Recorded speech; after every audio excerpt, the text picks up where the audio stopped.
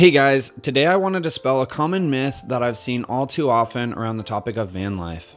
And that myth is that you can't eat healthy while living in a van. I see that way too many people turn to fast food and ultra processed food, and it doesn't have to be that way.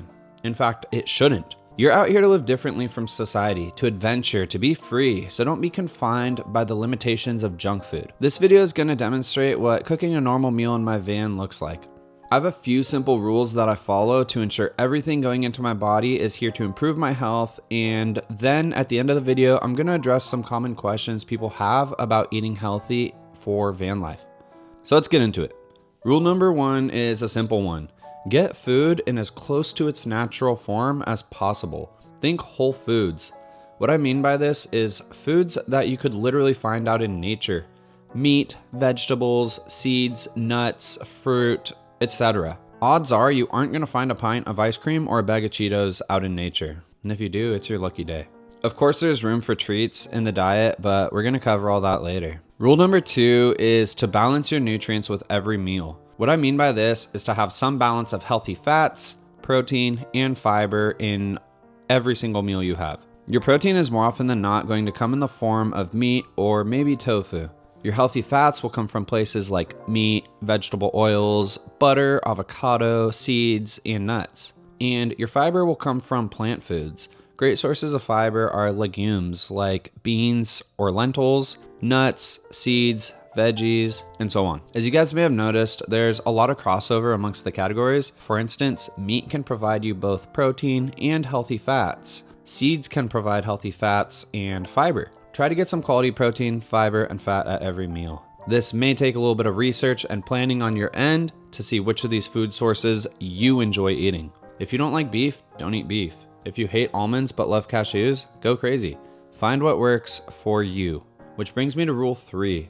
Read ingredients. If you're getting something that isn't a whole natural food, but you think it might be healthy, look at the ingredients. If there's a litany of ingredients you can't pronounce, that's a bad sign. If you're looking at some flavored cashews and all you see in the ingredient list is some spices and maybe cheese, that's not really bad at all, and you should enjoy those. And you don't need to know what every ingredient is. A quick glance at the label will tell you if something looks sketchy or not. And odds are if it looks sketchy, it probably is. Before rule 4, I want to give a quick shout out to Stoke Voltaics for their Nomad cooking system here. That's what I'm cooking on today. It's pretty nifty and really space efficient, which is obviously important to me.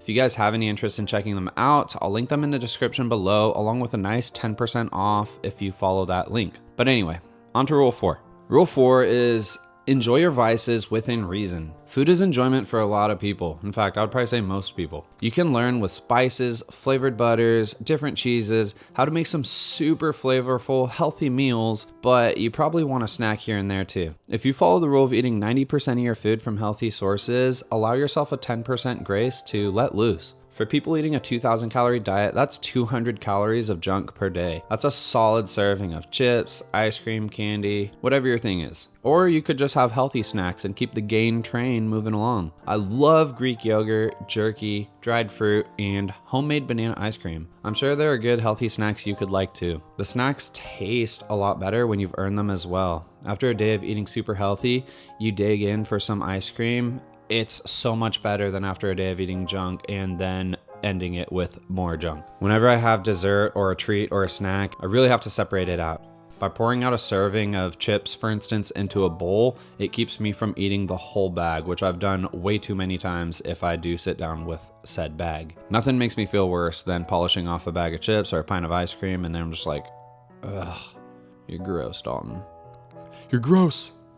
I feel a little bit bad for it, and I should feel a little bit bad because it's a bad decision. So these are just 4 really basic, kind of superficial rules I have for eating healthy while I'm out on the road, and I think they're easily applicable to pretty much any situation. I want to give a special thank you to Ashley for helping me film, by the way. All of these shots you're seeing are courtesy of her. And if you guys are enjoying this video, I'd super appreciate if you could just click the thumbs up right down below. It does oodles to help the channel out, and I would be so grateful. Okay, so let's get to a couple common questions. Question number 1. How do I grocery shop on a budget while living in a van? You can't really buy in bulk in a van, but you can definitely find more affordable stores. I normally keep my van stocked up with dried lentils or rice, which makes up a big portion of every meal I have. They kind of go with everything, and they're dirt cheap. As far as protein goes, I normally look for the marked down meats in the grocery store. You know, the stuff that was supposed to be like sold yesterday and now it's starting to turn a little bit gray. That's where I make my money, dude. That's what I go for. You grab some of those discounted meats with a couple veggies, maybe like a bell pepper, an onion, and a can of beans, and I can typically spend less than $10 a day, which gives me 3 healthy meals. Just an added bonus if you can cook bigger portions and save the rest of it for another meal or two. And it's less dishes, which you know I hate dishes. $10 a day for eating, I hope it doesn't sound like too much, but if it does, just think, it's $300 more or less per month. This is an investment in your health. If you guys eat like garbage now, you're gonna pay for it down the road with whatever weird medications you have to be on because you ate shittily when you were younger. All right, question 2. What if I don't have a way to cook in the van? This definitely adds to the challenge, but you can still work with this and eat a perfectly healthy diet. In fact, there are some diets called, I think they're like raw diets, where pretty much most of the diet is eating raw fruits and veggies.